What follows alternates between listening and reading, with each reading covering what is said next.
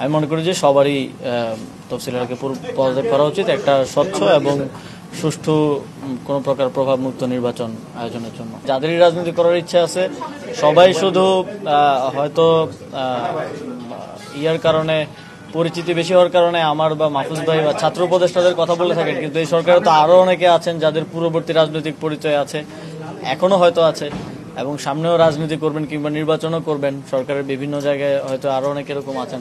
আমি মনে করি যে সবারই তফসিলকে পদত্যাগ করা উচিত একটা স্বচ্ছ এবং সুষ্ঠু কোনো প্রকার প্রভাবমুক্ত নির্বাচন আয়োজনের জন্য।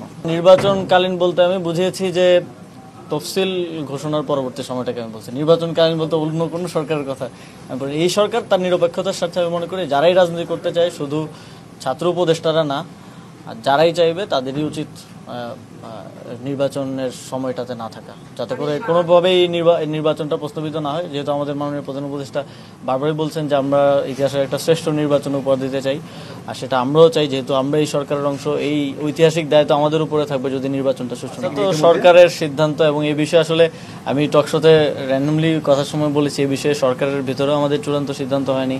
সরকারের ভিতরে আমরা নিজেরা আলোচনা করবো চূড়ান্ত একটা সিদ্ধান্ত। তফসিলের আগে আপনি পদত্যাগ করছেন, তাই তো? তফসিলের ঘোষণার আগে আপনি পদত্যাগ করবেন, বিষয়টি এরকম? হ্যাঁ, মোটামুটি এটা বলা যায়। এখন চূড়ান্ত সিদ্ধান্তটা অবশ্যই সরকারের উচ্চ পর্যায় থেকে আলোচনা করে। আমি এটা আগেও বলেছি যে এনসিপিতেই যোগ দিব, এইটা ধরে নেওয়া বা এটা একটা ইয়া করাটা উচিত না। আমি এটা বিবেচনা করব।